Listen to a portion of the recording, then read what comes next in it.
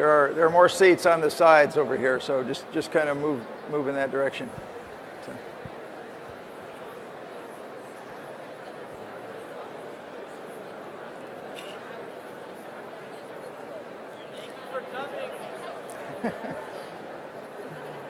Yeah.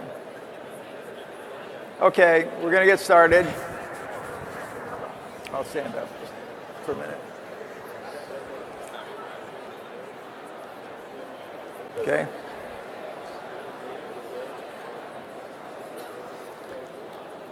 Okay, we're going to get started. Please take your seat. How wonderful to have Noam Chomsky back here with us.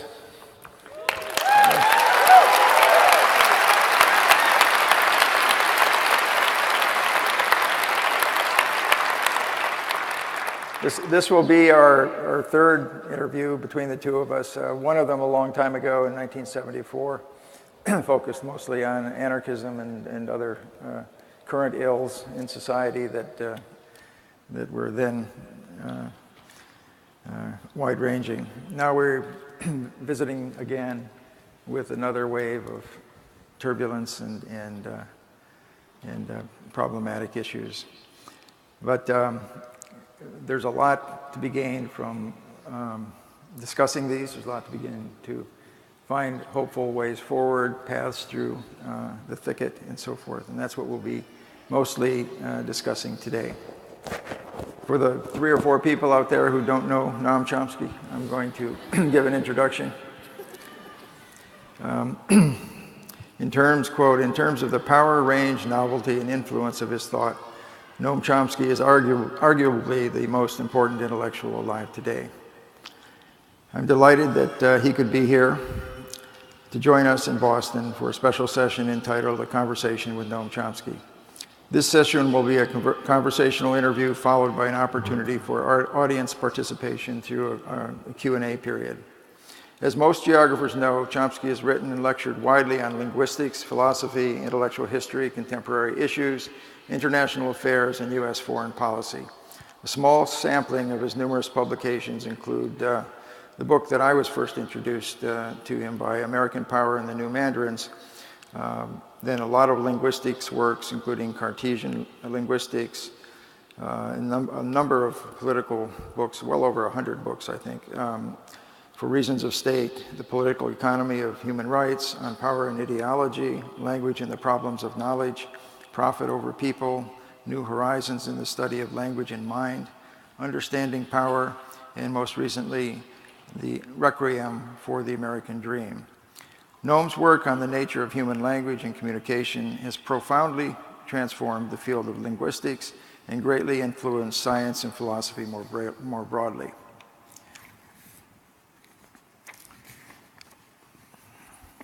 The so-called Chomskyan revolution generated intellectual reverberations across many disciplines, including geography, anthropology, education, psychology, and genetics. Noam Chomsky is one of the most frequently cited scholars of all time.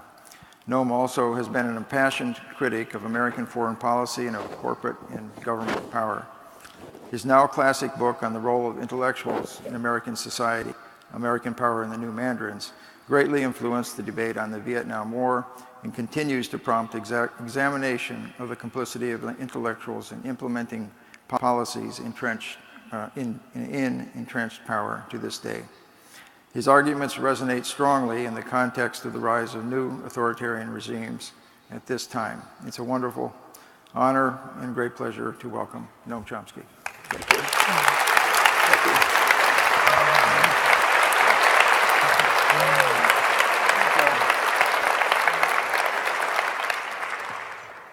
Okay, I'd like to start out on one topic other than Trump, and because if we get on that topic, we may never get off it for the rest of the interview. So, I'd first like to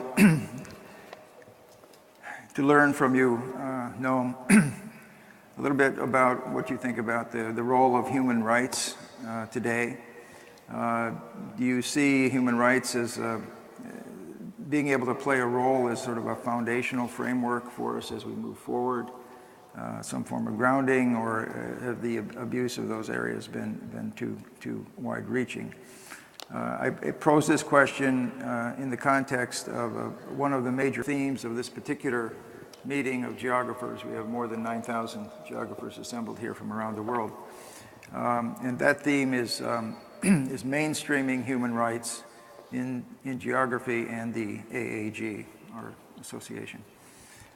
This has grown out of about 10 years of work that we've been doing with a number of groups from Amnesty International and many human rights organizations to the AAAS, the American Association for the Advancement of Science. One of the outgrowths of that has been a very interesting coalition that's come together called the Coalition for Science and Human Rights. And this has brought together over 40 scientific associations from chemistry to the social sciences. And we at the AG have played a central role in the development of that coalition over the years. So what do you see as potentially promising strategies for advancing human rights, and should we be doing that, or should we focus on something else? Well, there is, of course, a gold standard on human rights, the Universal Declaration, 1948, theoretically states adhere to it. In practice, that's far from true. The Universal Declaration, as I'm sure you know, has three components of equal significance. One is civil and political rights, the first one. The second is social and economic rights. The third is community and cultural rights. The stand of the United States is pretty explicit. In principle, the United States supports the first component. We can ask about practice, but at least in principle, it's advocated. There are quite interesting questions about practice, about, say, the history of what's called democracy promotion and so on. Could go into that if you're interested. But at least in principle, it's advocated. The third component, cultural community rights, is simply ignored. There's almost no discussion or comment on it. The second, social and economic rights, is an interesting one and very much on the agenda constantly, especially Article 25, which calls for, declares that the right to health care, decent jobs, reasonable employment, so on and so forth, are all fundamental human rights. The U.S. has a position on that. It was stated pretty blandly by Ronald Reagan's Secretary of State, Jeane Kirkpatrick. She described this component of the Declaration as a letter to Santa Claus that was reiterated and expanded by her followers, Paula Dobriansky, Assistant Secretary for Human Rights, Morris Abram, the U.S. Ambassador to the UN Human Rights Commission, in his case commenting on the right to development, which pretty much paraphrased Article 25. The U.S. alone refused to sign it. Abram called it a provocation, a dangerous provocation, an idea that has no basis in law or practice. Dobriansky dismissed the myth that social and economic rights are fundamental human rights. And we see it in practice. They were not alone, incidentally. The Russian ambassador, Vyshinsky, right at the outset, dismissed this as sort of a pious joke. So we're in good company. In practice, you can look at the records of the OECD, the Organization of the Rich Countries, roughly 30 rich countries. They have detailed annual reports on the what they call social justice, the extent to which members of the rich club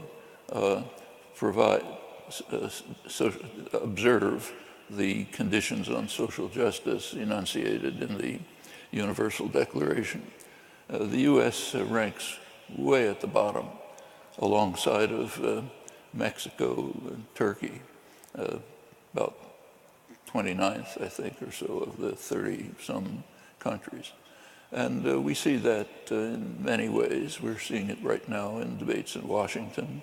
We see it in the fact that the United States is practically alone in the developed world in that it does not have some form of national health care except for the general public. That's not because people don't want it. In fact, there was a poll just a couple of days ago which showed once again that given three options, what's called single payer here, meaning universal health care, the Republican proposal, the Affordable Care Act, the Republican proposal was opposed by a huge majority. The Affordable Care Act had moderate support, but majority support was for public option, universal health care. That's been true for many years. It's one of the it's a very interesting fact about U.S. public opinion. When the question is asked in a reasonable way, as you know, polls depend a lot on how the questions are formulated. But if the questions are asked in a sort of a rational way, then quite typically people prefer universal health care. Sometimes with great enthusiasm. So toward the end of the Reagan years, for example, about 70% of the population thought that there should be a constitutional guarantee of health care, should be in the Constitution. And about 40% of the population thought it was already in the Constitution. Nobody knows what's in the Constitution except that it's a holy book with everything good, and so must have universal health care. And there have been results like that for a long time. It's not discussed very much in the press, but when it is, the commentary is interesting. So, for example, when Kerry was running for president, the last debate was on social and economic policy. If you look back at the Times commentary, it says that Kerry didn't bring up any notion like public health care, national health care. And the reason they said is, interesting words, they said it has too little political support, which is correct. It is not supported by those who determine policy. The financial institutions, the pharmaceutical institutions, they don't support it, so it doesn't have political support. There is something called a population, but their views are not political support. And this, of course, bears on the first component of the Universal Declaration, civil and political rights, and about that there's quite a lot to say, but I don't want to drone on about it. We're already trending into Trumpism, but let's back up just a little bit here. Excuse me. As I mentioned, one of the major themes of our meeting today is human rights, but not only the current provision, but how they might be applied to sort of day-to-day activities of academics, of people conducting research, people trying to anticipate what the outcomes of their research would be, and how to manage those kinds of tricky questions in terms of the practice of say geography, the practice of philosophy, the practice of many types of science.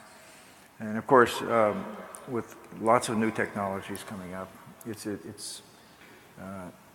we run quickly into unintended consequences of technologies. We run quickly into unforeseen consequences, and of course, there's the wide range of intended consequences, or those that should have been foreseen. And this is somewhat close to my own heart because earlier in my career, I developed and patented the first real-time interactive GPS and GIS systems, geographic information systems, which at that time had broad-based environmental applications that they were developed for.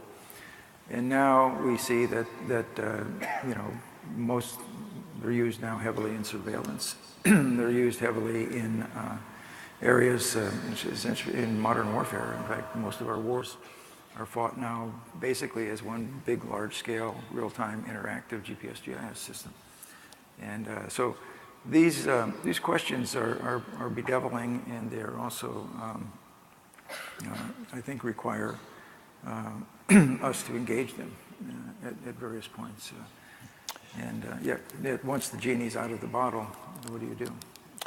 Well, as I'm sure you're aware, there is a group within the American Geographical Society, the network of concerned geographers, which has been coming forward with petitions and proposals about exactly these issues, specifically about the cooperation of geographers with the military.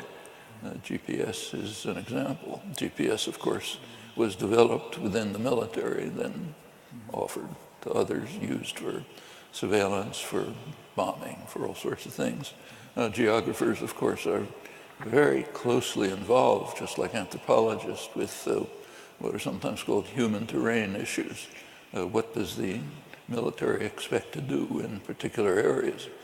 And that raises hard questions, which the group is raising, and I think should be taken very seriously.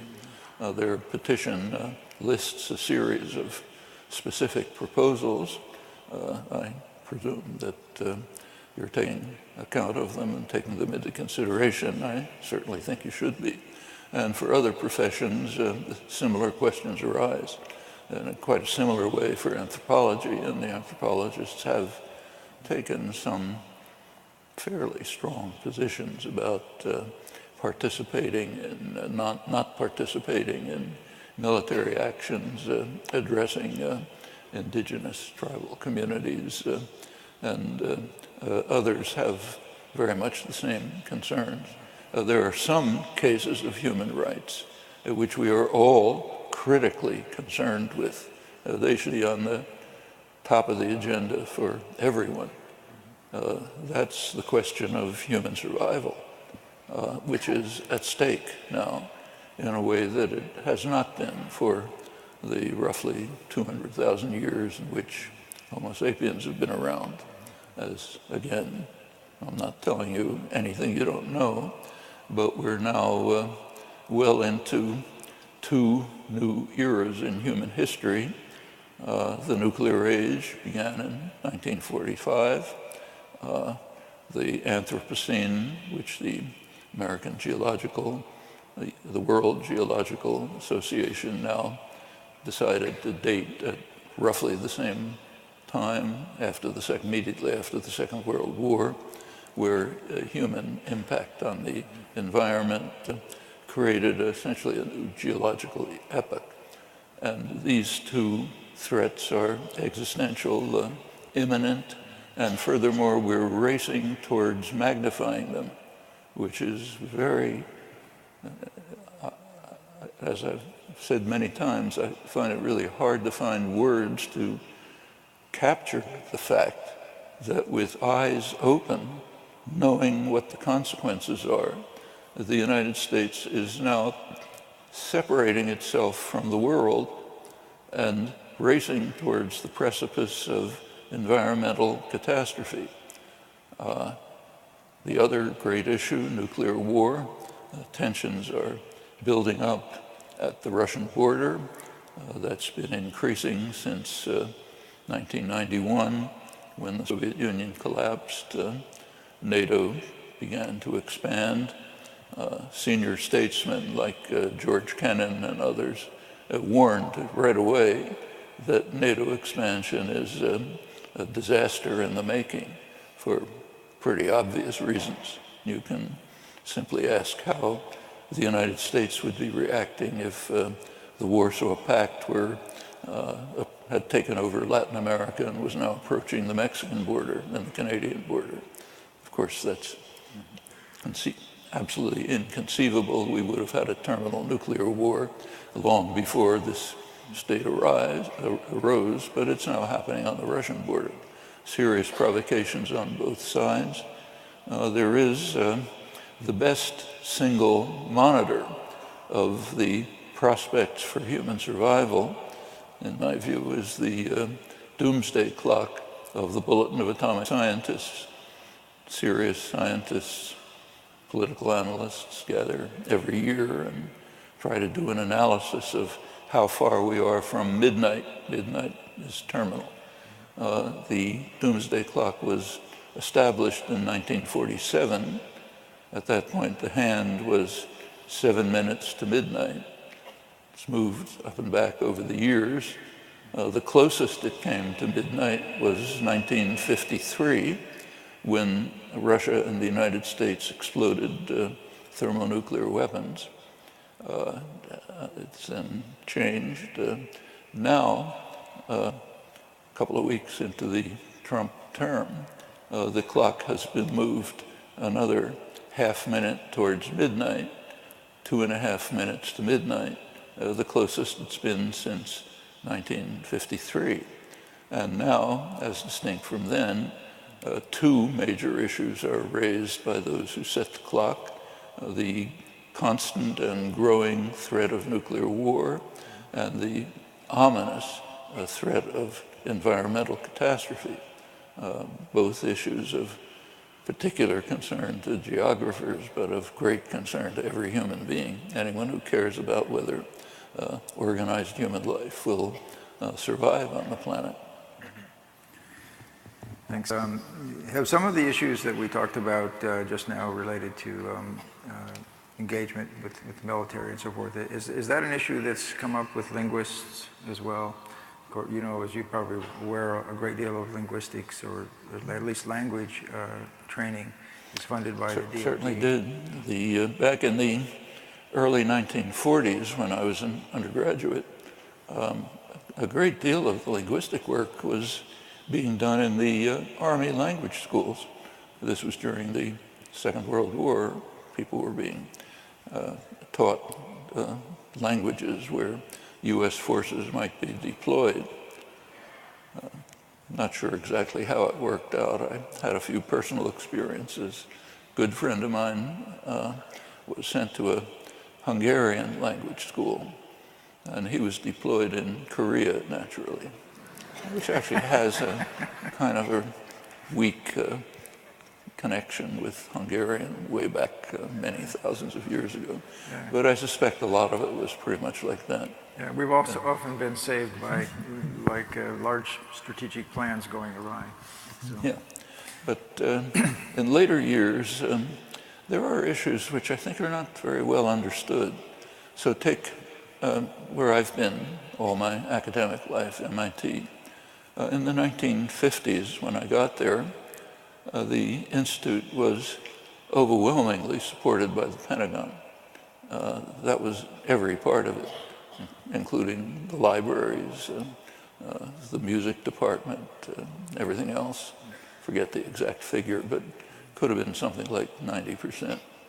I was working in a lab that was 100% supported by the three armed services. And it also happened to be the lab which was the center of academic anti-war resistance.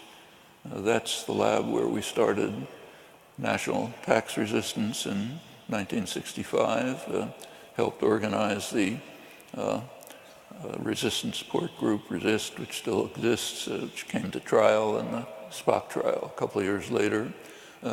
All of this was going on in a military lab, 100% supported by the three armed services, and there was of no concern to anyone, because what's not recognized very well is that the Pentagon, from the 1950s through the 1970s and to an extent today, was the US government industrial policy system. If you wanted to develop the high-tech economy of the future, the way it was done was to frighten the population into thinking the Russians are coming, and then put money into what became finally computers, the internet, lasers, microtechnology, the GPS.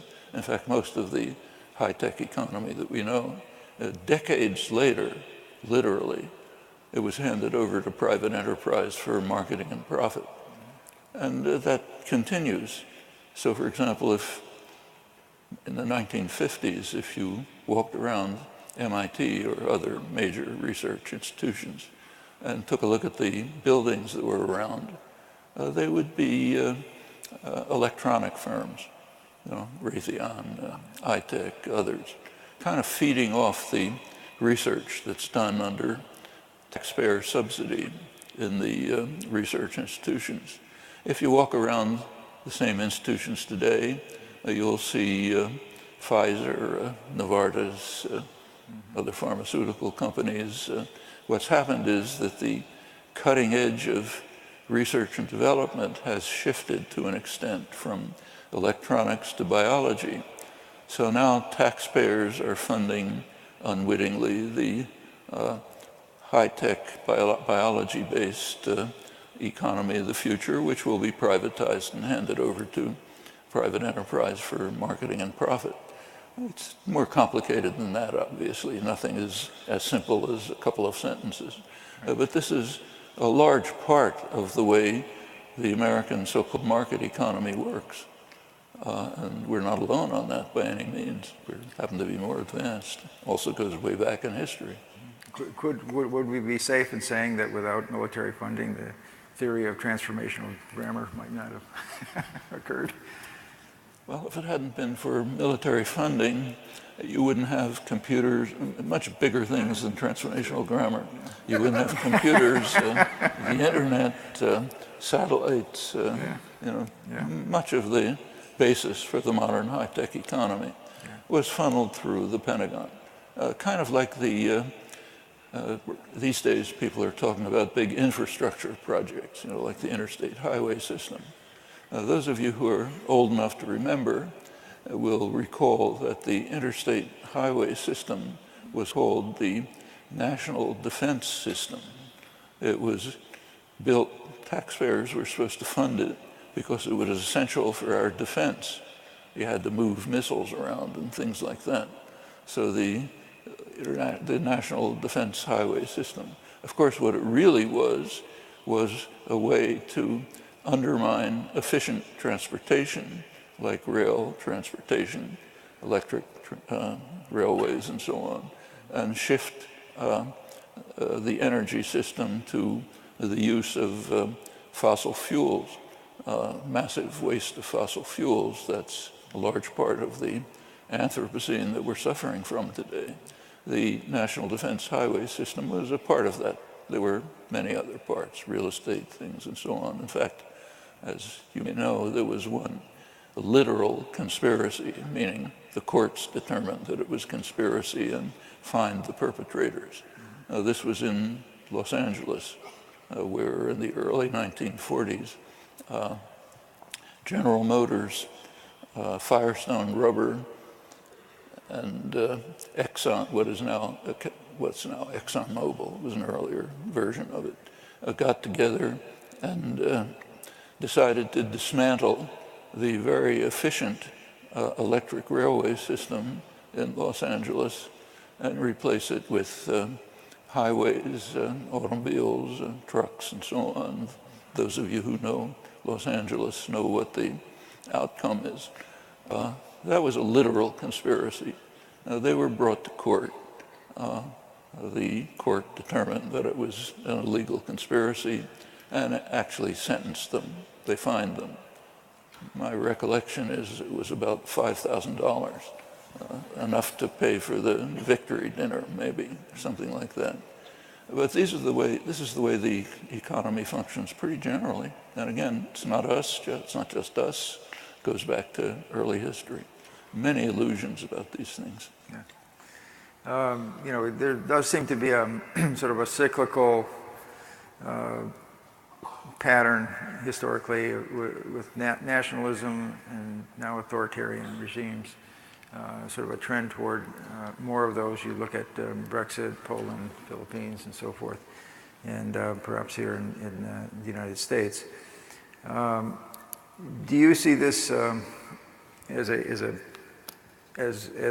cyclical event, or do you see this as something that is growing ever closer to the precipice of dictatorship and so forth?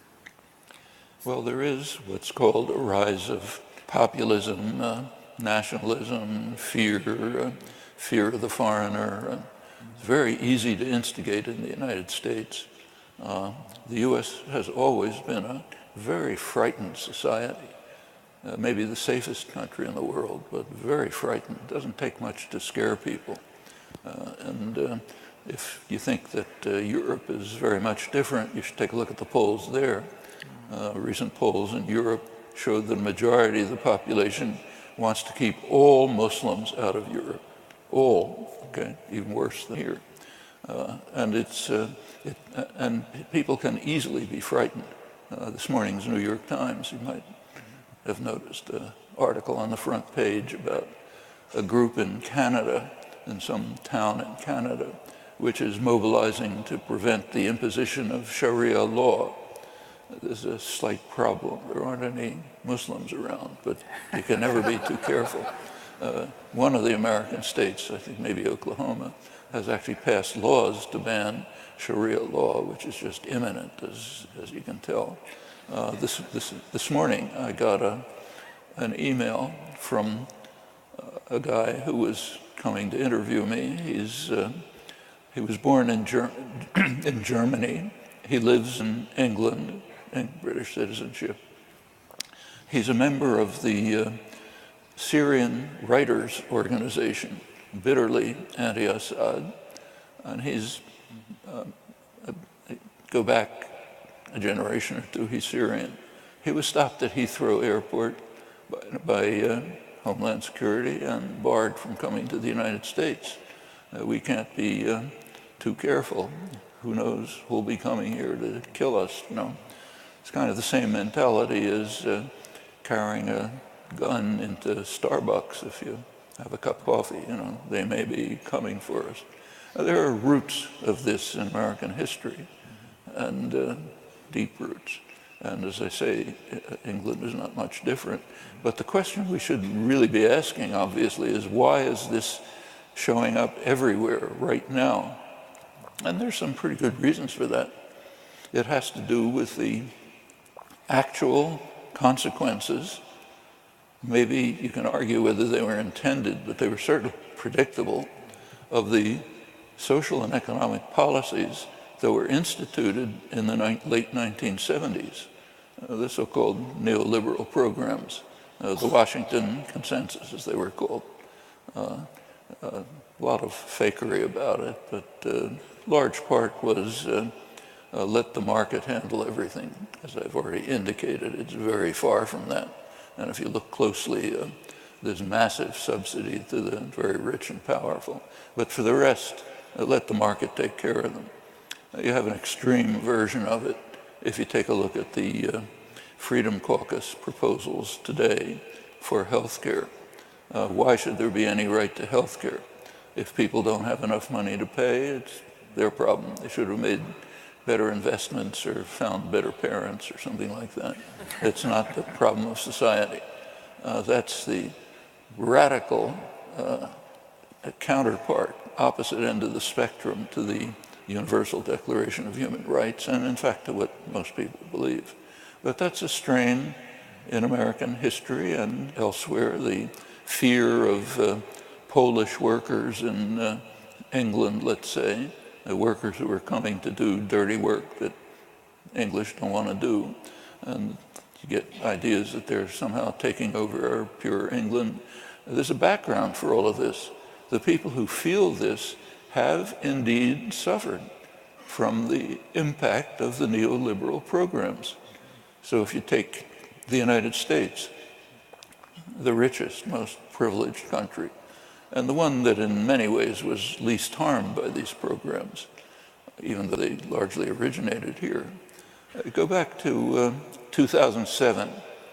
That's right at the peak of euphoria about the wonderful economy that St. Alan Greenspan is running. Economists were calling it the new moderation. We've learned how to control the economy. Everything's going to be fine from now on. This is right before the crash, which ruined everything, and incidentally undermined the entire intellectual edifice with no impact, which is quite an interesting phenomenon in intellectual history, but we'll put that aside.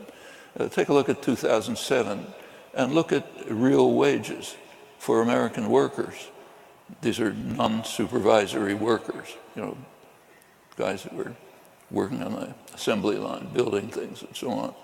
Their wages were actually lower, real wages were lower than they were in 1979 when these neoliberal programs were initiated.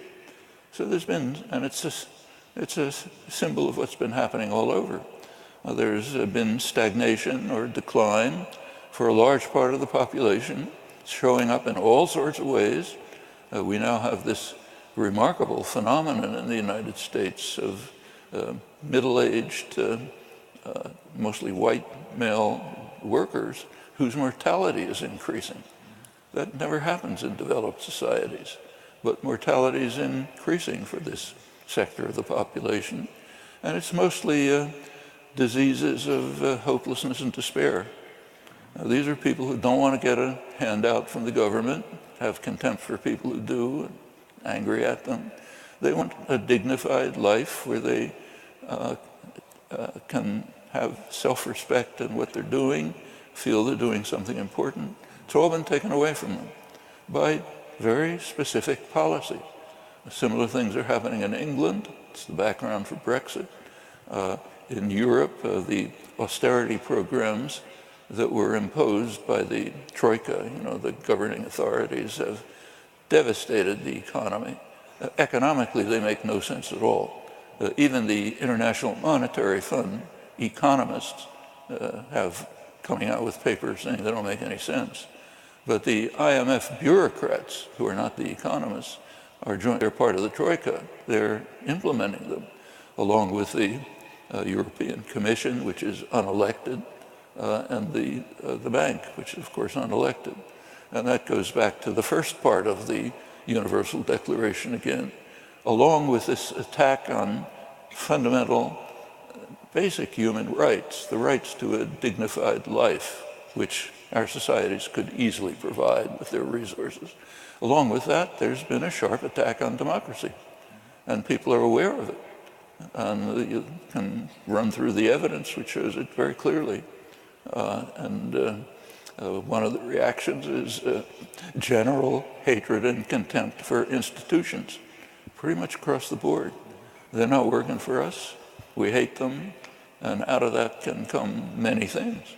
Some of the things that come out of that are very destructive and dangerous. But other things that come out of it are extremely hopeful. We should pay close attention to what happened in the last elections here. The most startling event in the elections was not the election of Trump. It was the success of Bernie Sanders.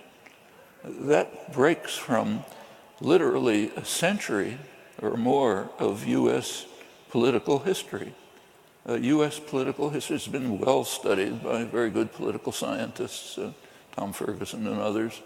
A very good predictor of electoral success is just campaign funding, and also of policies undertaken. There are other factors which converge to stress that outcome even more, way before Citizens United, which kind of opened floodgates. But it goes back a long time. Sanders came along, no funding, no corporate funding, no wealthy funding, dismissed, disregarded by the media, a guy who was totally almost unknown. He was using scare words like socialist, which means New Deal Democrat. And he could, if it hadn't been for party shenanigans, party managers, he might very well have won the election. That's not only a radical change from American history, but also a very promising and hopeful sign for the future.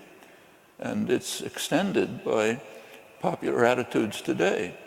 There was a poll a couple of weeks ago by Fox News, of all people, who tried to find who was the most popular political figure in the United States. And one person was way ahead of anyone else, Bernie Sanders. And among young people, even more. All of that, that's another form of what takes place when social and economic conditions are bringing about stress, despair, anger, fear. One kind of reaction is violence and xenophobia, racism, and so on. Another kind of reaction is futility. Let's just give up. It's too big for us. Third kind of reaction is let's do something about it. And there's every reason to think that that can be done. So there are no reasons for real despair, very hopeful signs, I think. That's great. You have a habit of being so comprehensive in discussing these topics and leading to the next logical topic that you just already addressed my next two questions, one being on the concentration of wealth and the ownership of the media by a few, and its role in the role of money more broadly in elections. And you've just pointed out one way around that, but it's a very difficult course still when you've got the media controlled by corporations, and most of those corporations have the same interests as other corporations. And so what's the prognosis in terms of how you practically, what strategy is there to roll that back? Well, I think there are two parallel tracks, both of which have been followed. One is to change the media, and I think that's been done. There's a lot wrong with the media, the major media. I'm talking about New York Times, CBS, Washington Post. Plenty wrong with them, but I think they're a lot better than they were 30 or 40 years ago. Part of the reason is that the society has just become more civilized. The impact of the activism of the 1960s and later years has simply been to educate people, to change their attitudes on all sorts of things. So, for example, take say the two kind of core basic crimes of American history, two horrible crimes: near extermination of the indigenous population and slavery, indescribable crimes. But back in the 1960s, they weren't particularly regarded as crimes. So if you look at the leading anthropologists, the best scholars in the 1960s, what they were saying about indigenous population in the United States, not just the United States, the whole continent, was maybe 1 million people, hunter-gatherers, straggling around. They didn't possess the land, so it didn't mean anything to take away from them. That's no longer true, either of scholarship or even what kids read in school. It's a long way to go, but the history has been very significantly, the false history has been very significantly overcome. It's now possible for not just scholars, but high school students to learn a good deal of what really happened. And there is a reaction. So, for example, the state of Arkansas, a couple of months ago, the legislature initiated a legislation, I don't know what happened to it, to ban Howard Zinn's books from the schools. You didn't have to do that 30 years ago because they couldn't have possibly entered into the schools. That's a sign of progress, significant progress. Pretty much the same is true of slavery. The real nature of American slavery is just being exposed in recent years by serious scholarship. I mean, it's not that a lot of things weren't known, they were, but they were kind of hidden in arcane places. Now it's becoming public knowledge on the basis of very serious work, which is bringing out entirely new information. These are big changes. Well, that affects the media too. The people in the media grew out of this culture. They're more civilized than they were in the 1960s and 50s. And the other path is just creation of alternative media, which is far easier now than it was then, far easier, and can be done very effectively. Things like, say, Amy Goodman's Democracy Now! Are a real means for many people to get a view of the world that they wouldn't have gotten before, and many other things like that. Glenn Greenwald's Intercept, many others that you all know about. So there's plenty of things that can be done. It's the matter of grasping the nettle, doing the things that you have opportunities for. Yeah, it is interesting how with these populist changes and the way in which the candidates have continued to stoke really historical roots of racism and anti-Semitism, and the substantial rise in both of those areas, in Europe as well as here in the United States. That's a really frightening thing. Well, let's take anti-Semitism. I mean, I'm in my late 80s, so I can remember the 1930s, and it was pretty scary. Not just what was happening in Europe, which was terrifying, but what was in ordinary life here. So my father my parents were teachers, Hebrew teachers. And so they kind of survived the Depression. You know, they didn't starve. In fact, the whole family was coming around and being helped by the few people who had jobs. Around 1937, I guess, my father had enough money to buy a second-hand car. We lived in Philadelphia. And my parents decided to take us on the weekend out to the nearby mountains, just Poconos, just to spend a weekend's vacation. So we had to get to a motel. There were the motels you had to look at carefully because there were signs on them that said restricted. Restricted meant no Jews.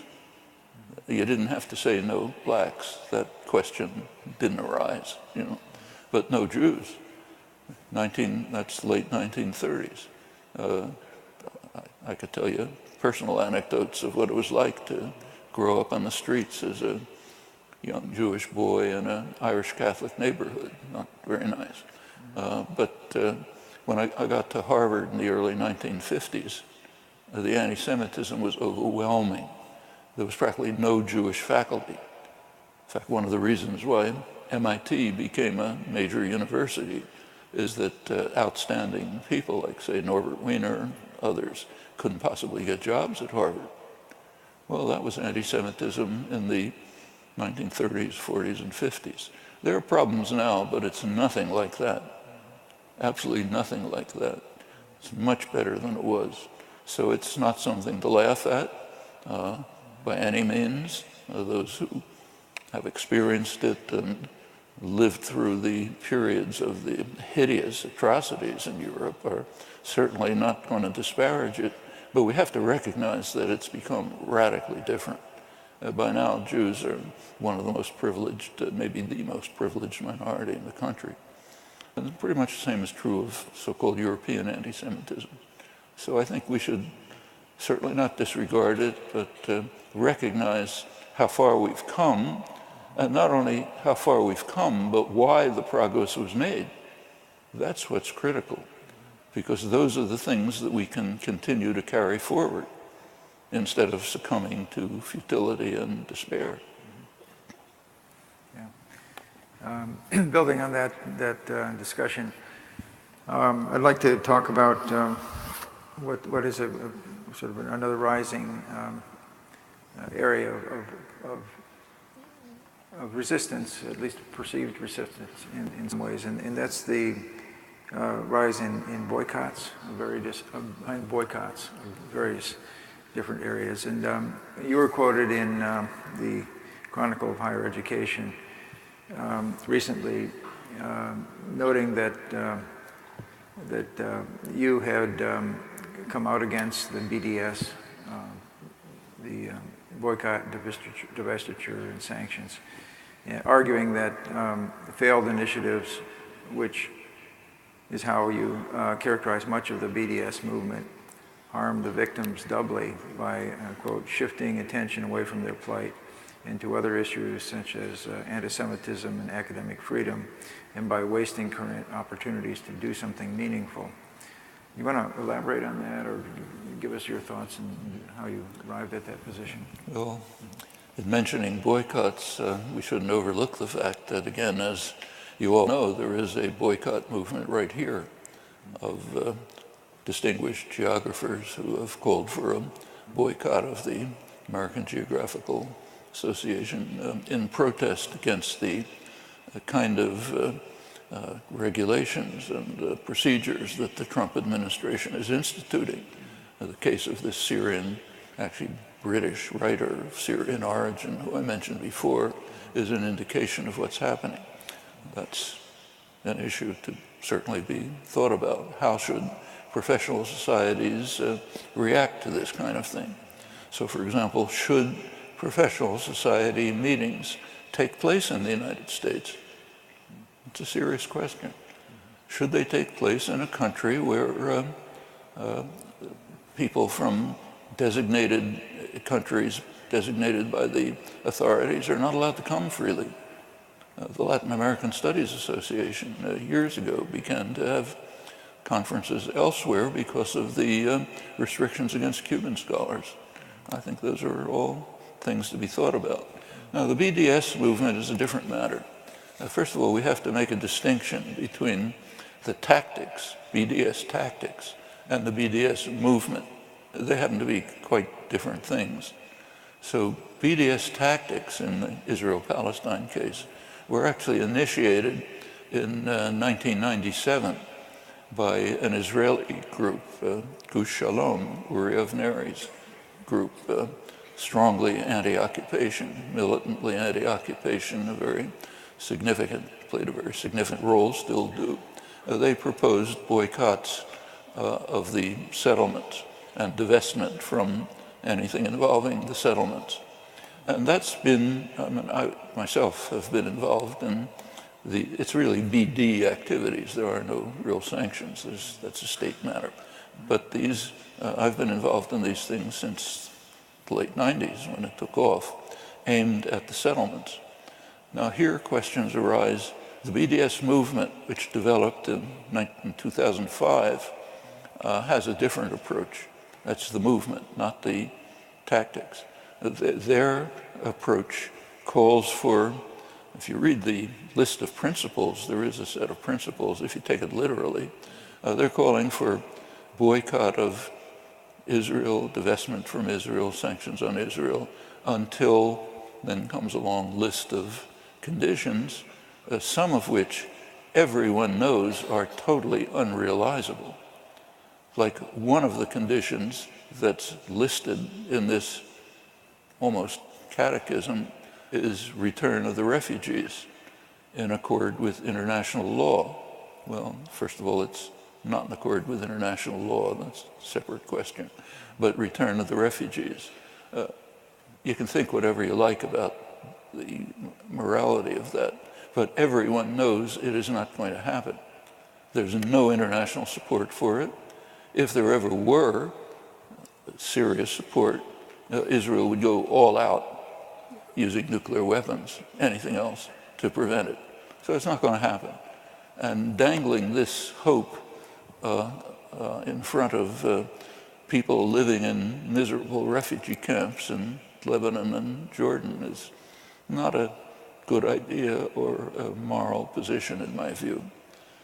If you take a look at BDS is not a principle, it's a tactic, just as it was in the case of South Africa. It's a tactic. Tactics have to be designed so that they're going to have favorable effects for the victims. Tactics aren't designed so that the person who undertakes them can feel good. That's not a way to design tactics, at least if you have ethical imperatives. you ask yourself, what's the impact on the victims? And if you take a look, there's a record of significant success, very significant success of BD, really BD tactics aimed at the settlement. Say the Presbyterian Church, for example, big organization, has taken a very strong stand on divestment and boycott of anything having anything to do with the settlements, and crucially, they aim also at U.S. institutions, U.S. multinationals that are involved in the occupied territories. That's very significant, both for educational reasons and tactical reasons. And that's been a big success. And there are other successes like that. And I think those are very good, sensible tactics. The European Union has taken some steps in that direction. The human rights groups like Human Rights Watch and Amnesty International have advocated similar things. All of that makes a lot of sense, I think, in principle, and it's tactically effective, and it should go way beyond. So if there's ever going to be any significant progress in Palestinian rights, it's going to require a major change in the United States. As long as the United States continues, as it has been doing for decades, to provide economic, diplomatic, military, even ideological support for the settlement projects, they're not going to end. They may use different words, but they're not going to end. They're going to continue. And the U.S. does not have to do that. American citizens can prevent that. In fact, one critical tactic that I think ought to be pursued, I've been advocating this for years, is simply imposing American law. American law, so-called lay amendment, bans any military aid to any military unit or group that is involved in systematic human rights violations. Well, I don't have to go through the record, but anyone who's looked at the wars in Gaza, or what goes on in the West Bank, has no doubt, in Lebanon as well, has no doubt that the Israeli army has been engaged in systematic human rights violations. So therefore, by American law, we ought to cancel military aid to them. Even a move in that direction could have significant implications, very significant. It's a little bit like the Sanders story or the press. There are plenty of things we can do if you think them through, ask what the consequences are, what the possibilities and opportunities are, and then pursue them seriously. Not because something makes you feel good, but because it's beneficial to the victims. That's the question that should be uppermost all the time. I'd like to ask a question now about, we have many of our members come from China these days, and we're really glad to have them as part of our organization. I want to get your thoughts on the rise of China, which has been remarkable from an economic perspective, and the its extensive investments it now has around the world. And do you imagine a time in the near future when the dominant economy and the dominant sort of international network, let's call it, will it sort of transcend that of the U.S. and Europe? If you go back a couple of centuries, 17th century, China and India were the most advanced commercial and industrial centers in the world. England had to steal technology from India for its own industrial development, textiles, shipbuilding, and others. It was so extreme that even during the Napoleonic Wars, when England was really sometimes in dire straits, Parliament banned import of superior Indian ships so as to protect the new British shipbuilding industry. Well, of course, that all changed through colonialism. And now China is beginning to recover something like its traditional role, the Middle Kingdom, to which others pay tributary. It's in many ways a pretty ugly process and threatening. In many ways, it's had its positive consequences. Will China, there are now books coming out, in fact there have been for decades, recent one, Gideon Rachman and others, talking about the Asian century, that the center of power is going to shift. First it shifted from Europe to the United States, now it's going to shift over the Pacific. I don't think there's much reason to believe that. China has quite a very big economy by purchasing power parity, roughly like the United States, but it's a very poor country. Take a look at the UN Human Development Index. China, I think, is around 90th. India is maybe 130th. And they've been pretty well stuck there. They have plenty of huge problems that we don't face. Also ecological problems. They don't have much in the way of rich agricultural resources the way we do. And that's being destroyed. China is taking sensible, significant steps towards addressing the environmental catastrophe.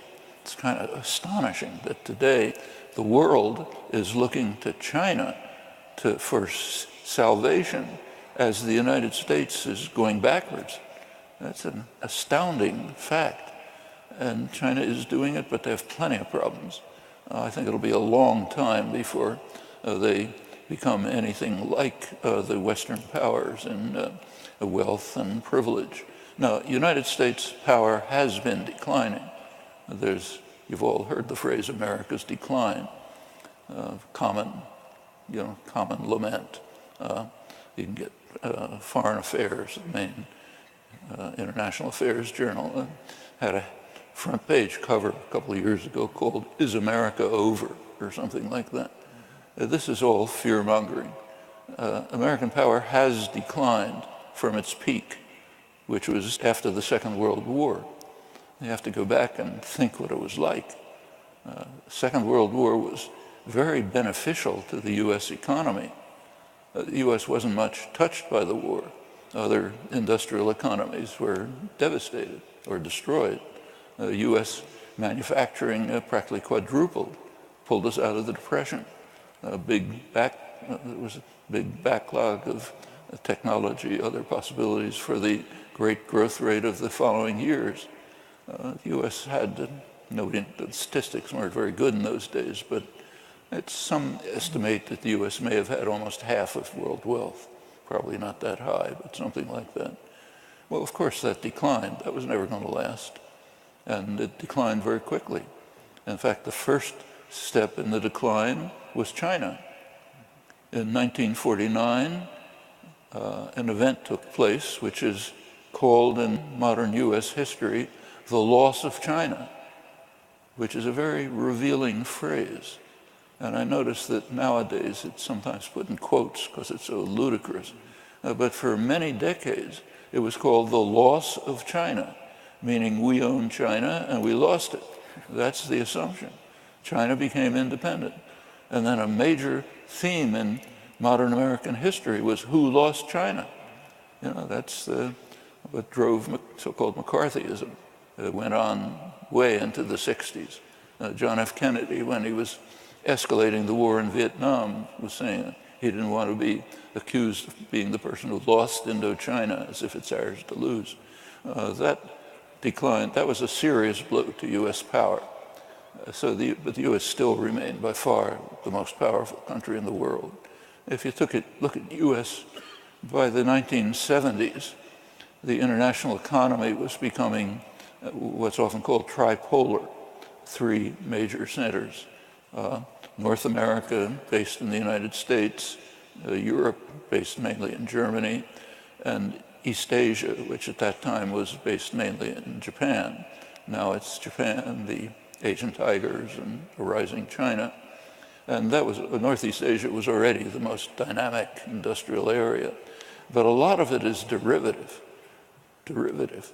So if you China is a huge assembly plant. If you take, say, your iPad, it's the company who designs it is Apple, biggest corporation in the world. They farm out production to Foxconn and other subsidiaries, big Taiwanese companies. They hire cheap labor in China where it's assembled. If you take a look at the profit that comes back from the iPhones, China gets very little. Foxconn gets more. Apple gets most of it. That's why they're the richest corporation in the world. Then they make sure they don't pay taxes by setting up their offices in Ireland and so on. China is developing undoubtedly, and it's a significant fact. Most of the decline in global poverty over the last generation has been China, which is not insignificant, but they have plenty of problems. And there's another issue which is barely discussed and is crucially important. It's been brought up particularly by a young political economist named Sean Starrs, who's done very interesting work in which he investigates who owns the world's economy. He points out that we have moved from a period where national economies were the major entities in world global economy. They never were totally, of course, and we haven't totally moved away from it. But there's been a drift towards an international economy where multinational corporations play an independent role. They're based in states. They rely on states. Taxpayers have to support them and so on. So they are based in national states, but they have global reach. They set up these complicated supply chains. That's how you get the iPhone story, for example. So he asked a simple question. How much of the global economy is owned by US corporations? Turns out to be about 50%. That's probably higher than the share of the global economy that was owned by the United States at the peak of its power. In virtually every sector, manufacturing, retail, finance, US corporations are either first or second. The Chinese corporations are way behind, And that's a different measure, which isn't being used very much, but you should keep in mind when you think about what the economy, how the global system's developing. There's another dimension, military, and that's critical. And in that, the United States is way ahead of anyone else. US military spending is almost as high as most of the rest of the world combined. And now one of Trump's programs is to build up what he calls our debilitated military, which already overwhelms any conceivable combination of powers. And technologically, it's way more advanced in every possible way, space, everything else, cyber war, pick it. And of course, the US is the only country that has hundreds of military bases all over the world. Other countries may have one or two or something. We have maybe 800, if you count the lily pads, many more. And military operations going on all over the world constantly. Now that dimension, the US is absolutely supreme. It's not something we should be proud of, and it's not something healthy for the society, but it's a fact. So I don't see, to get back to the question, much chance of an Asian century in the sense in which people are lamenting. Not that it might not be a bad idea, incidentally. Great, thanks. I'd like to, one of the things that's remarkable to me over the series of interviews we've done over the years, going way back, is your consistency. I keep trying to trip you up on a question that I'd asked earlier and see if you'd changed much, and then not so much, And, that's not a good characteristic either. It's called stubbornness. Yeah, we'll get to that. When very first interview we did, it was for an anarchist magazine called Black Rose, and one of the first questions I asked you was, I'm going to read it, and I think you still, to this day, you identify as a libertarian socialist. as a tag, as a kind of an identity and so forth. And to the extent that you have to identify yourself, if you have to pick a name, that's okay. that's okay. Actually, I should say that Well, I'm going to read you something a from friend of mine who's a philosopher had to contribute an essay to a collection of philosophical essays commenting on work of mine. And he opened his essay by saying that he had a problem because the only ism I seem to believe in is truism, which is not too wrong. There you go. Yeah. In any case, this article, first question was about our anarchism and its role, its potential relevance, if any, to our current world. And you answered that with some interesting ideas about how it might be relevant to an advanced technological society. And I'll just read the question quickly and your summarize your answer. 1974. In your essay on Notes on Anarchism, you were pretty sympathetic to anarchism. And then we talked about how there are some roots in geography with Kropotkin, Reclus, and so forth being anarchists and geographers. You talk about reintegrating anarchism into the 20th century. Do you see anarchism as being relevant to social problems in the advanced capitalist countries? Your answer was, as you know, anarchism covers a broad spectrum. That particular strain of, this was Daniel Guerin at the time, isolated and studied, I think is a valuable one. It's one that converges pretty much with libertarian Marxism, I think. Marxism also covers a pretty broad spectrum, and there's a point at which some varieties of anarchism and some varieties of Marxism come together. This is a topic that we might raise with David Harvey in his talk tomorrow. You're welcome to come. Okay. And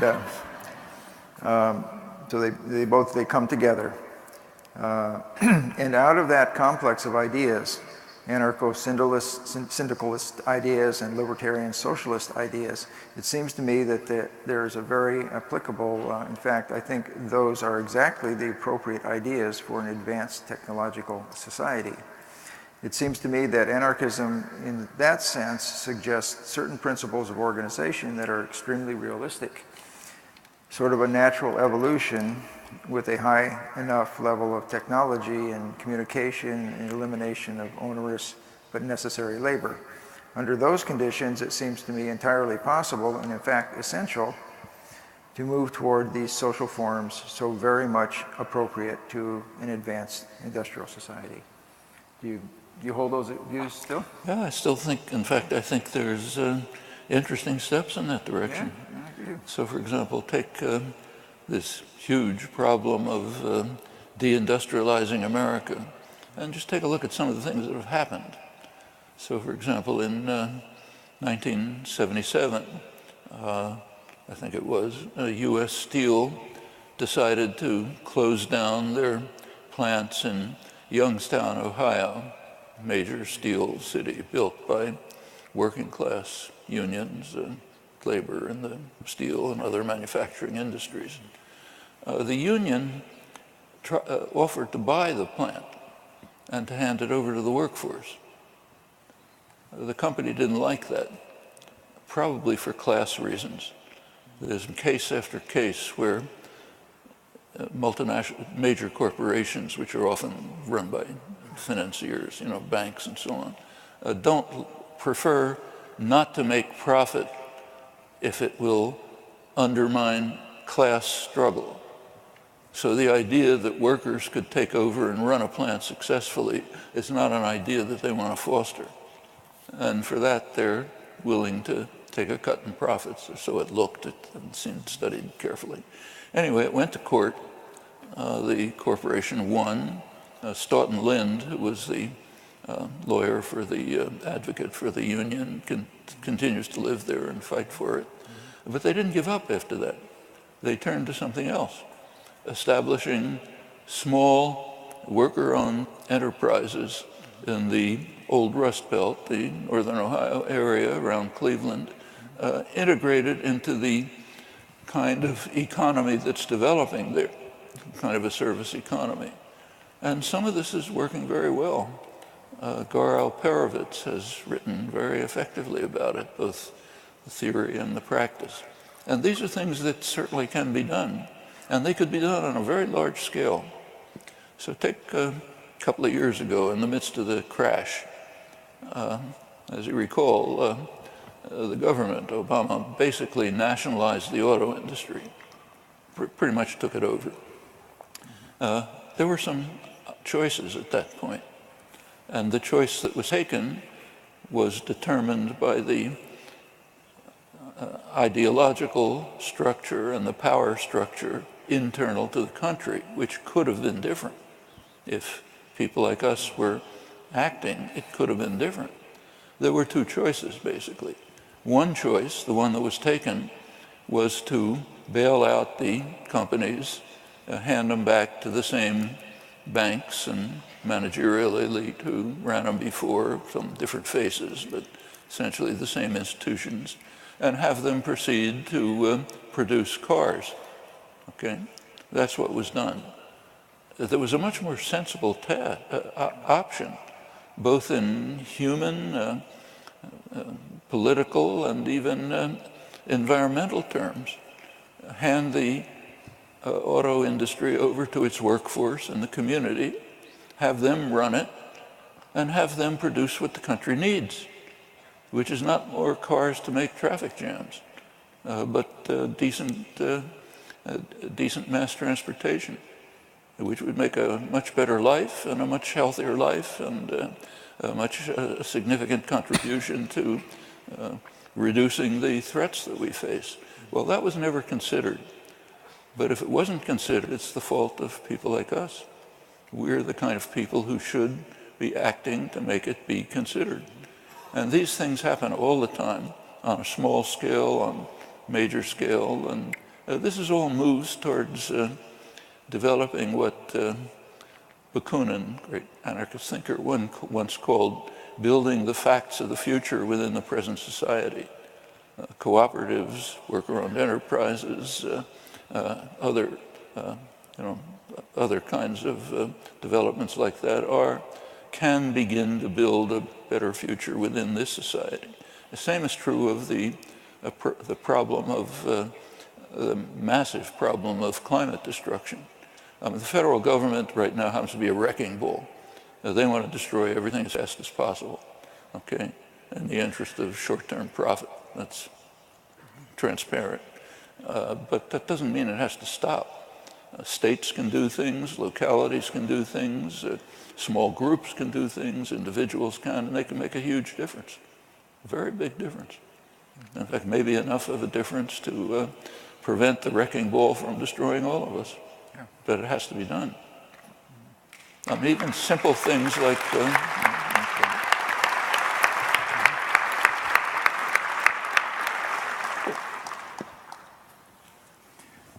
All right. There are a lot of institutions, and I'd like to say even our institution, which works in the interstices between corporations and large governments and so forth, and are in some ways a very oppositional force to what is occurring now. And I think that if you look at the DIY, do-it-yourself economies that are developing in Baltimore and Brooklyn and in Detroit. I was born in Flint, Michigan, and grew up, saw the demise of everything. And I was just there again recently, and it's remarkable how strong the city is finally starting to come back. Really? It really, and I've heard, and I'm skeptic because I've heard it's something going to happen for 30 years now, and now it really is. In fact, I think we should hold a meeting in Detroit at one point in time. And if we do, and of course our members never complain about anything, but occasionally I get word that the hotels are too expensive. So my approach is we hold a meeting in Detroit. And well, hotel prices are going down because people are refusing to come to the United States. Oh, not yet. So we'll discuss this offline. But I thought, well, one way we could save money, we could just buy everybody a house for $100, and they would have that for the meeting. done. But now, unfortunately for us, and fortunately for the city, there's been a massive movement into downtown Detroit from people from all of the other DIY, Brooklyn, Baltimore, Berlin, moving into the city, as well as people from the surrounding areas. And the vacancy rate is about 1%. And all kinds of small industries are there. It's really quite impressive now. But on that note, then, I want to, Noam, I got a bone to pick with you. Pardon? I've got a bone to pick with you. Okay. It's been bothering me for a long time. And that is that for my whole life, wherever I go, people come up to me, they walk up to me. I'm in a cafe, I'm minding my own business, not bothering anybody. They say, Are you Noam Chomsky? I get it all the time. Are you Noam Chomsky? No. I said, no, I'm not. But it keeps coming. Are you Noam Chomsky? And I said, well, it's going to get worse. First, I said, first, I said, no, I'm his son. That didn't work out. And then I tried other approaches, and finally, I sort of began to reconcile myself to it when about, maybe 15 years ago, your hair turned white. My hair was still brown. And I want you to know my hair is still brown. I dyed it white, so I look like you again. But what happened is people started coming to me, and they would say, are you Woody Allen? Are you Woody Allen? I said, no, I'm not Woody Allen. I'm Noam Chomsky.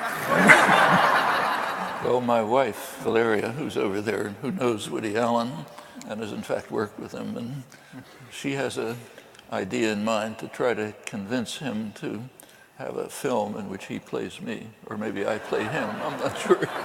Well, my next sentence was going to be a request that, I could perhaps, I work a lot of hours at the AG, nobody knows that, around the clock, weekends and everything else.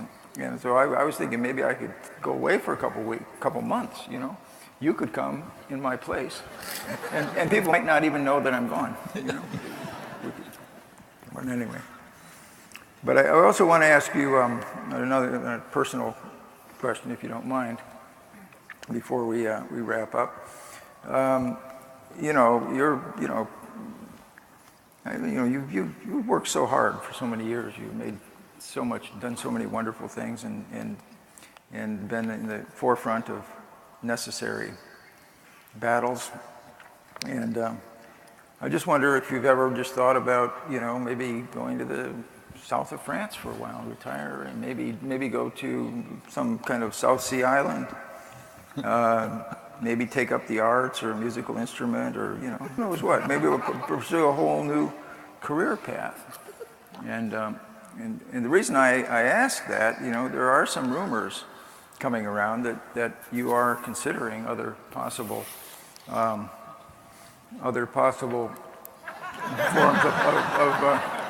of employment.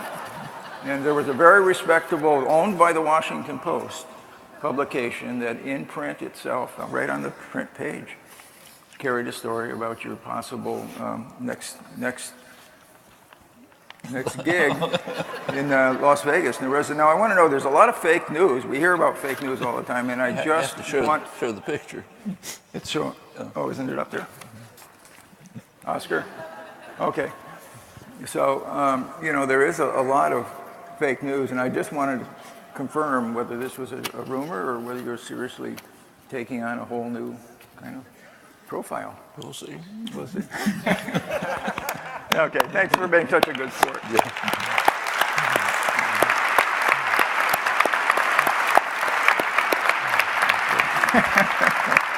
Did you see this before? No, you did. Oh, it's an onion. It's a whole story.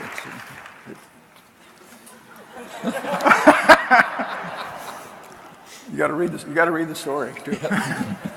The Onion is a kind of a spoof type thing. It is actually owned by the Washington Post, and so we're now at a point where I want to take a few minutes to make an award to you, and then we'll have some questions, okay? But we're going to get the award in first. The AG has has its most prestigious award is the AG Atlas Award, which was launched in 2010. And it's designed to recognize and celebrate outstanding, internationally recognized leaders who advance world understanding in exceptional ways. Not American exceptional, but in exceptional ways. The image of Atlas bearing the weight of the world on his shoulders is a powerful metaphor for this award program, as our nominees are those who've taken the weight of the world on their shoulders and moved it forward, whether in science, politics, scholarship, or the arts. Earlier recipients of the award included primatologist Jane Goodall, international human rights and political leader Mary Robinson, and civil rights icon Julian Bond. So you're in good company. Noam Chomsky has been selected as this year's recipient of the AG Atlas Award. As you know, he's one of the world's leading public intellectuals. He has written and lectured widely on linguistics, philosophy, science, and everything. Chomsky's wide-ranging intellect and impassioned work has long inspired geographers, and his highly regarded contributions on contemporary topics concerning globalization and the intersections between geography, economics, and politics are of great interest to AG members. For these reasons and many, many more, we're proud and pleased to recognize Professor Noam Chomsky with the 2017 AAG Atlas Award. Okay. Thank you very much. I'll bring it up. Okay. So, okay. Can you take this? Well, so this comes off. There's a world on his shoulders. And so we got to put this up here. First we put the world on his shoulders. Get a picture of this. And this is the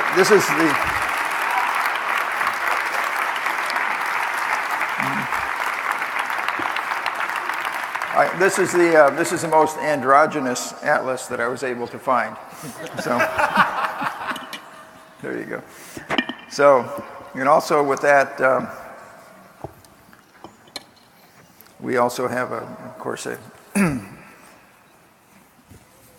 nice thing to put under that pile of books that you've been waiting to get rid of, and then so. Thank you all very much. And then we have a great honor. Yeah. Okay, thank you.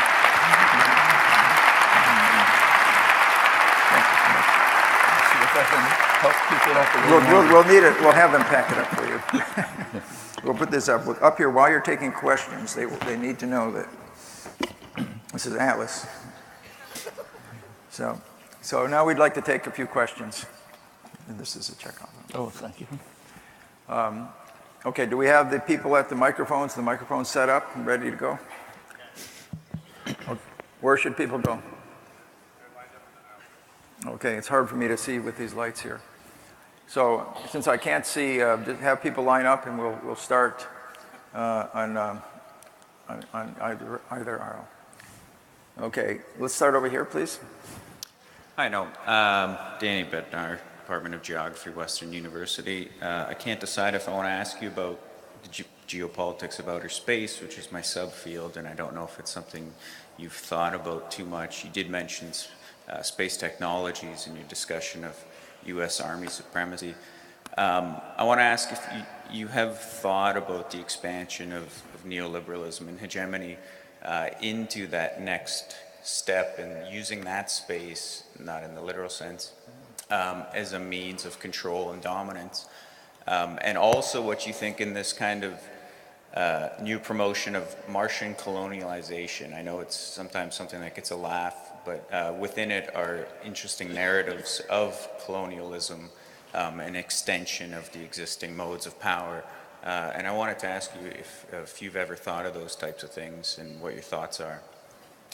Well, if you take a look at the the military planning, the quadrennial reviews, they regard control of space as a critical element in running the world.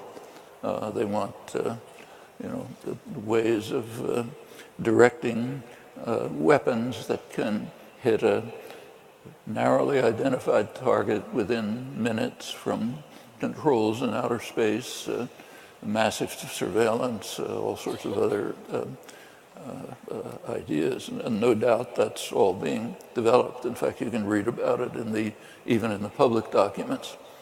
As far as inhabiting other planets are concerned, personally, I would regard it as this sort of basically a joke, except for the fact that there are some pretty respectable people who take it seriously. So Stephen Hawking, for example, is one of the great contemporary scientists, has argued, I presume seriously, that since humans are heading for extinction by their own decisions, the only way the species can survive is by finding some other planet. Personally, I can't take that seriously, but Hawking's a serious person. There is an effort to kind of privatize space travel, but it's kind of games for multi-billionaires. Okay, we'll take a question over here now. Dr. Chomsky, in 1967, you published The Responsibility of Intellectuals. And a lot of us are grappling with issues of how to be more engaged scholars, especially during this time with such alarming circumstances. And that's out there for people to read in print, but I wonder if you have any updates to that you'd like to add for the 21st century, and if you could just comment in general about the responsibility of intellectuals. Well, actually, the Boston Review of Books, which is the Boston counterpart to the New York Review of Books, a couple of years ago asked me to write an update, which they in fact published. And it is the first chapter in a recent book called Who Rules the World? So it kind of looks at the problems from a fairly recent point of view. I think this must have been 2007. If I were to write it today, again, you can find different circumstances all the time, but I think the basic issues remain about the same. People who are called intellectuals are called that because they have a certain degree of privilege. Like maybe the janitor who cleans the floor of somebody's office understands world affairs and human affairs much better than the Nobel Prize scientist who sits behind the desk. But he's not called an intellectual.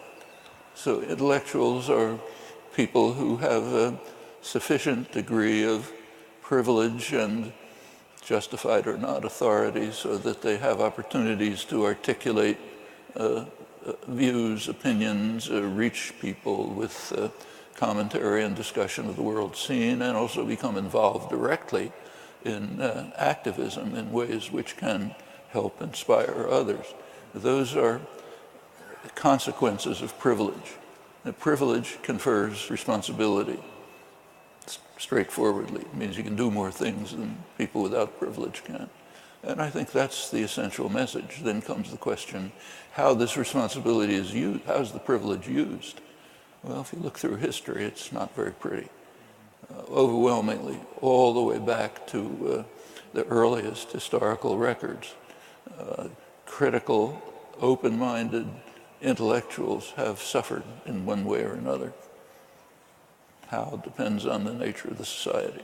Okay. But they have also made many achievements. I'd like to ask the first woman in this line to step forward. We got a whole bunch of men got up there first.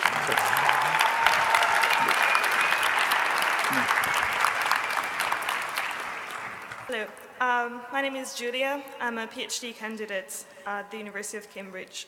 And I wonder if we may say that we're going through an epoch of extremes right now. Extreme uncertainty, extreme lack of ideologies and collective cosmologies and worldviews, extreme movement, but extreme closure at the same time, extreme individualism, extreme poverty, but also extreme concentration of richness and therefore extreme inequality, extreme territorial and natural exploitation, extreme threats to human life, as you mentioned, in a plethora of ways.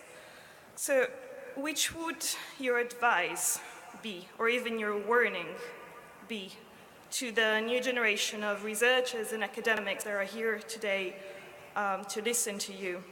How can we work better and how can we be better in view of the clock getting closer to midnight?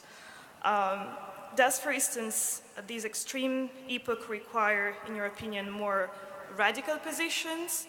And what would it mean to be radical in this sense, if this is any meaningful? Thank you. Did you hear that? Yeah, I heard. I mean, I'm often asked for advice, often by young people, and I really don't know what to say. I mean, the kind of people who, like us, say, have every opportunity available to us. We enjoy a legacy of privilege and freedom that was handed down to us by struggles of people under much harsher conditions. I mean, some of the things that are happening today are indeed extreme. It's the first time in human history that we're facing a real prospect of extinction. That's new. On the other hand, the 1930s were in many ways a much more terrifying period. Repression in the United States in the past has been far worse than it is today. People talk about repression, the right to do it, but there's nothing like Wilson's Red Scare or the COINTELPRO operations that went through the Kennedy, Johnson, Nixon administration. And the rise of fascism in Europe was really a terrifying matter, even before the Holocaust. And we saw that. So there's all kind of horrible things that have been the case in the past. We have plenty of problems now. We have lots of opportunities. And we have to try to achieve what we can. So, for example, take, say, climate change. I think a pretty good argument can be made that the fundamental principles of capitalist society and market societies are simply inconsistent with human survival. So in that respect, there's a need to make radical changes. But you can't just say, look, let's make radical changes. I mean, radical changes in the structure of society can come about when the large mass of the population is convinced that what exists is not going to be responsive to their just needs and demands. So therefore, we'll change what exists. And activists, call them intellectuals or whatever you like, can try to help this process go forward, but they can't create it out of nothing. So maybe we need radical ideas. Okay, let's prepare the ground for them. That's about all we can do. I think we've got time for maybe two more questions. One over here. Hi, Noam. My name is Ian. I'm from the University of Winnipeg, where you've had a big influence, you know, the Propagandy political punk band and the Mondragon movement. And I'm Canadian, and I haven't heard you talk about Trump. So I want to hear your thoughts on Trump. But I want to hear your thoughts about, you know, you've worked in universal grammar. And I'm curious what you think of the possibility of humanity's universal ability to cooperate, the universal ability to have compassion, and can we deal with what's going on in America and its impact on the world? Well, we better hope that we can, or else the world's in real trouble. And we have no reason to doubt that we can. So we can only try as hard as possible within the options and opportunities available to us.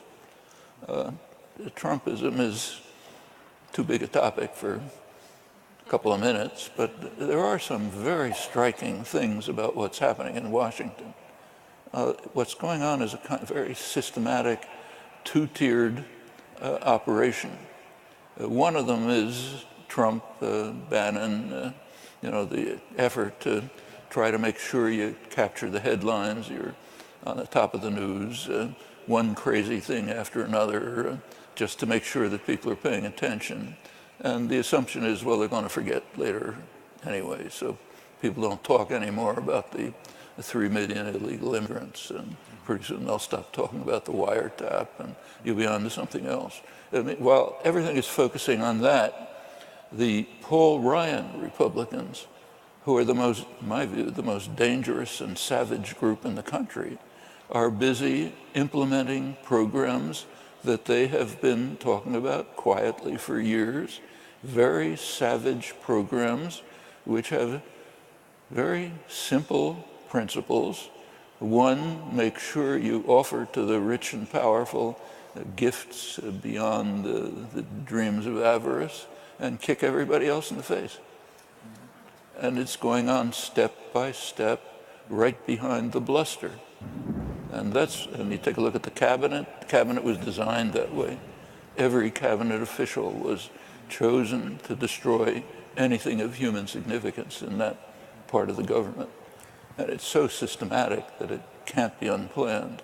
I doubt that Trump planned it. My impression is that his only ideology is me, But whoever's working on it is doing a pretty effective job, and the Democrats are cooperating in a very striking way. Take a look at the focus in Congress. It's on the few decent things that Trump has been doing. So maybe members of his transition team contacted the Russians. Is that a bad thing? I mean, the recent ambassador to Russia, Jack Matlock, really had a vlog where he pointed out it's exactly what you should be doing. That's the job of diplomats and ambassadors and people coming in. There's serious problems and tensions. You want to talk over if there's anything you can do about them, instead of just building up force and violence. So that's what the Democrats are focusing on. And meanwhile, all these other things are going on. I'm not saying anything about them. We focus on whether, in fact, they're basically letting the Bannon-Trump group control what's presented to the public. Crazy things about wiretapping. Did Susan Rice commit a crime, or whatever tomorrow's will be? Well, meanwhile, the parts of the governmental structure that are beneficial to human beings and to future generations are being systematically destroyed, and with very little attention. I think my feeling is that's what it looks like. Yeah. We've got time for one more question. I'll take it from over here. Okay. I just wanted to update you of where you had spoken about a finite set of elements producing infinite combinations back in your linguistic days. I ended up identifying them, testing them, and presenting them yesterday. So thank you. Okay. Okay, with that, wait, I got one more question. Noam, why did you put my picture on the front of this book? Okay, let's do it.